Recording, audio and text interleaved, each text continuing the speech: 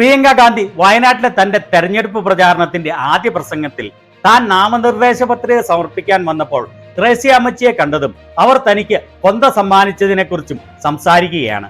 പ്രിയങ്ക പറഞ്ഞത് ത്രേസ്യാമ്മച്ചി കെട്ടിപ്പിടിച്ചപ്പോൾ തനിക്ക് സ്വന്തം അമ്മ കെട്ടിപ്പിടിക്കുന്നതിൽ നിന്ന് ഒരു വ്യത്യാസവും തോന്നിയില്ല എന്നാണ്. അതുപോലെ മദർ തെരേസയുടെ ചാരിറ്റിയിൽ കുട്ടികളെ ഇംഗ്ലീഷും ഹിന്ദിയും പഠിപ്പിക്കുകയും അവിടെ ബാത്റൂമും മുറികളും ക്ലീൻ ചെയ്യുകയും അവിടുത്തെ അന്തേവാസികൾക്ക് വേണ്ടി ഭക്ഷണം പാകം ചെയ്യുകയും ചെയ്യുന്ന കാര്യങ്ങൾ ആദ്യമായി പൊതുവേദിയിൽ പറയുകയാണ്. അതിനെക്കുറിച്ച് പറയാനുള്ള കാരണം പ്രിയങ്ക വ്യക്തമാക്കുന്നത് ആ ചാരിറ്റിക്ക് വേണ്ടി പ്രവർത്തിച്ചപ്പോൾ സമൂഹത്തിൽ എത്രത്തോളം കഷ്ടപ്പെടുന്ന ജനങ്ങളുണ്ട് എന്ന് തിരിച്ചറിയാൻ തനിക്ക് സാധിച്ചു എന്നാണ്. My dearest sisters and brothers, I welcome all of you to this meeting and I want to say how grateful I am for the immense love that all of you are giving me. എൻ്റെ ഏറ്റവും സ്നേഹമുള്ള സഹോദരി സഹോദരന്മാരെ, നിങ്ങളോട് ഞാൻ പറയാൻ ആഗ്രഹിക്കുന്നു, നിങ്ങൾ എനിക്ക് നൽകുന്ന ഇത്രയും വലിയ സ്നേഹത്തിന് ഞാൻ എത്രമാത്രം നിങ്ങളോട് കടപ്പെട്ടിരിക്കുന്നു എന്ന് പറയാൻ ഞാൻ ആഗ്രഹിക്കുന്നു. A few days ago I came to Wayanad to file my nomination papers to become the UDF candidate from Wayanad.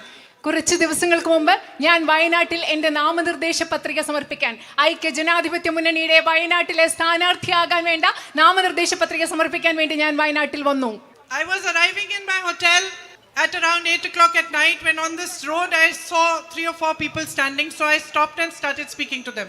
അന്ന് നോമിനേഷൻ നാമനിർദ്ദേശ പത്രിക കൊടുക്കാൻ വന്നപ്പോൾ തലേ ദിവസം രാത്രിയിൽ ഞാൻ ഹോട്ടലിലേക്ക് വരുന്ന വഴിയിൽ രാത്രിയായിരുന്നു. ആ സമയത്തുള്ള റോഡിൽ 3-4 പേരുണ്ടായിരുന്നു. അവർ നിന്നപ്പോൾ ഞാൻ അവിടെ നിർത്തി. അവരെന്തോ സംസാരിക്കായിരുന്നു, ഞാൻ അവിടെ നിർത്തി. One of them was from the army. അതിൽ ഒരാൾ ആർമിയിൽ നിന്നുള്ള ആളായിരുന്നു. And he spoke Hindi also, so he explained to me that he had traveled all around the country with his job in the army.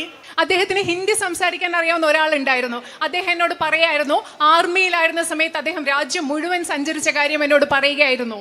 And he said that my mother wants to meet you. അദ്ദേഹം എന്നോട് പറഞ്ഞു, എൻ്റെ അമ്മയ്ക്ക് എന്നെ കാണണം എന്ന് അദ്ദേഹം എന്നോട് പറഞ്ഞു. But he said she couldn't walk up to here because she has a problem with her leg.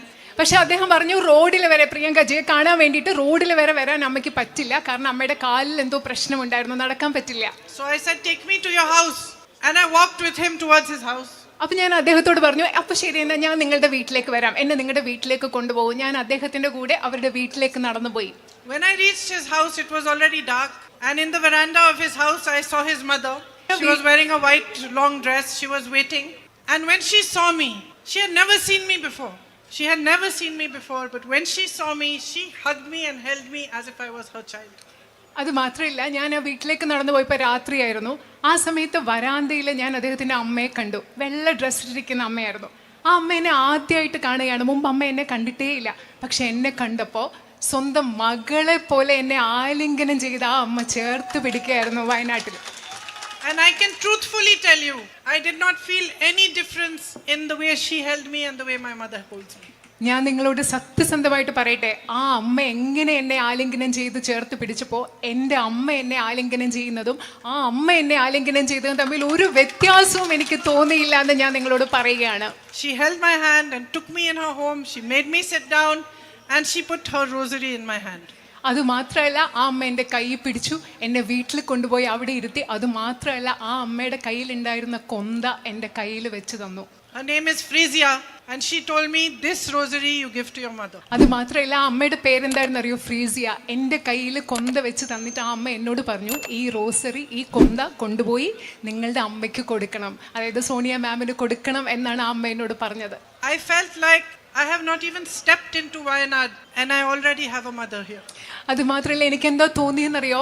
ഞാൻ വയനാട്ടിലോടൊന്ന് കാലെടുത്ത് വെച്ചതേ ഉള്ളൂ, അപ്പോഴേ എനിക്ക് ഇവിടെ ഒരു അമ്മയെ കിട്ടിയെന്നാണ് അന്നത്തെ ദിവസം എനിക്ക് തോന്നിയത്.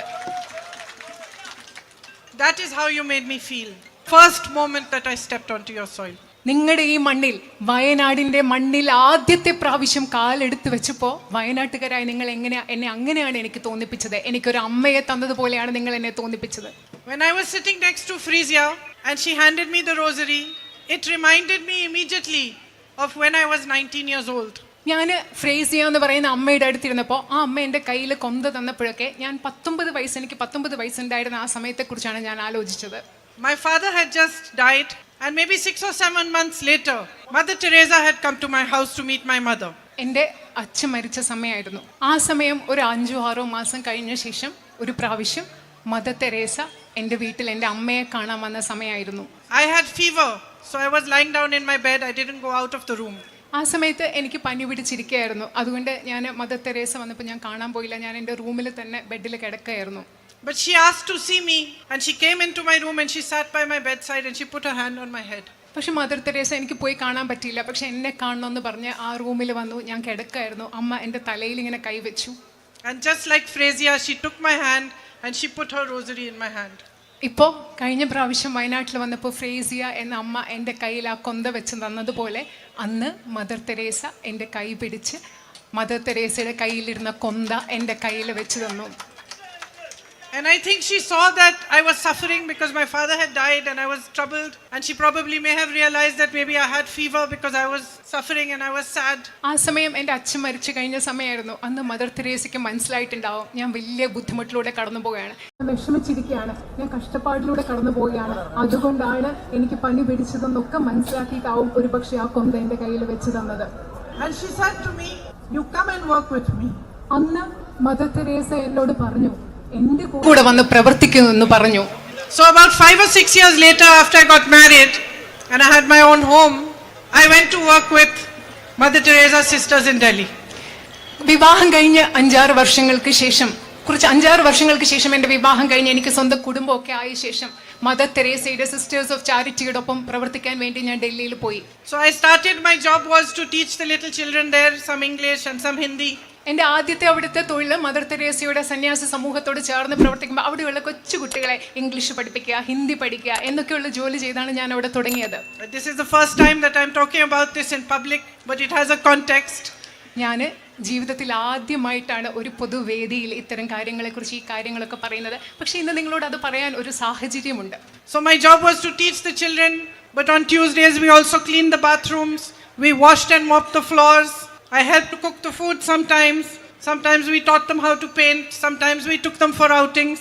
കുട്ടികളെ പഠിപ്പിക്കുകയായിരുന്നു എൻ്റെ ജോലി. പക്ഷെ ചില ദിവസങ്ങളിൽ എനിക്ക് പാചകം ചെയ്യേണ്ടി വരും. ചൊവ്വാഴ്ച ദിവസങ്ങളിൽ പാചകം ചെയ്യണം, അവിടെയൊക്കെ വൃത്തിയാക്കേണ്ടി വരും. കുട്ടികളെ ചിലപ്പോൾ പെയിന്റ് ചെയ്യാൻ പഠിപ്പിക്കേണ്ടി വരും. ചിലപ്പോൾ ഈ കുട്ടികളെ കൊണ്ട് പുറത്തു പോകേണ്ടി വരും. ഇതൊക്കെയാണ് അവിടെ ചെയ്തിരുന്നത്. And by working with them, I began to understand their suffering and their pain and what service means. അവരോടൊപ്പം പ്രവർത്തിക്കുമ്പോൾ, മദർ തെരേസയുടെ സന്യാസി സമൂഹത്തോടൊപ്പം പ്രവർത്തിക്കുമ്പോൾ എനിക്ക് മനസ്സിലായി കഷ്ടപ്പാട് എന്താണ്, ദുഃഖം എന്താണ് എന്ന് മനസ്സിലായി. അതുപോലെ സേവനം എന്താണ് എന്ന് എനിക്ക് ആ സമയത്ത് മനസ്സിലായി. And how a community can support those who have less, those who are suffering, those who are in trouble. അതുപോലെ അന്ന് എനിക്ക് മനസ്സിലായി എങ്ങനെയാണ് ഒരു സമൂഹത്തിന് ഒരുമിച്ച് ചേർന്ന് നിന്നുകൊണ്ട് കഷ്ടപ്പെടുന്നവരെ, നമ്മളെക്കാൾ കുറച്ചുള്ളവരെ, ബുദ്ധിമുട്ടുള്ളവരെ എങ്ങനെയാണ് സഹായിക്കാൻ പറ്റുക എന്ന് എനിക്ക് മനസ്സിലായി. When I came here with my brother after the terrible landslide, കഴിഞ്ഞ പ്രാവശ്യം ചൂരൽ മലയിലെ ഏറ്റവും വലിയ അവിടുത്തെ ഉണ്ടായ ബുദ്ധിമുട്ടിന് ശേഷം, അവിടുത്തെ മണ്ണിടിച്ചിലിന് ശേഷം ഇവിടെ വന്നപ്പോൾ, എൻ്റെ സഹോദരൻ്റെ കൂടി വന്നപ്പോൾ അതെനിക്ക് മനസ്സിലായി. I immediately recognized the way the community came together to help people. ഇവിടെ വന്നപ്പോൾ എനിക്ക് പെട്ടെന്ന് മനസ്സിലായി എങ്ങനെയാണ് വയനാട്ടിലെ ഒരു സമൂഹം മുഴുവൻ ബുദ്ധിമുട്ട് അനുഭവിക്കുന്ന ജനങ്ങളെ സഹായിക്കാൻ വേണ്ടി ഒരുമിച്ച് വന്നതെന്ന്. I saw that each one of you, no matter what religion you were from, no matter what your profession was, each one of you did whatever you could to help the other. നിങ്ങൾ ഓരോരുത്തരും നിങ്ങളുടെ മതം എന്തായിക്കൊള്ളട്ടെ, നിങ്ങളുടെ തൊഴിൽ എന്തായിക്കൊള്ളട്ടെ, ആ സാഹചര്യത്തിൽ ബുദ്ധിമുട്ടുന്നവരെ കഷ്ടപ്പെടാൻ നിങ്ങൾ ആവുന്നത് നിങ്ങൾ ഓരോരുത്തരും ചെയ്തതാണ് എനിക്ക് കാണാൻ സാധിച്ചത്.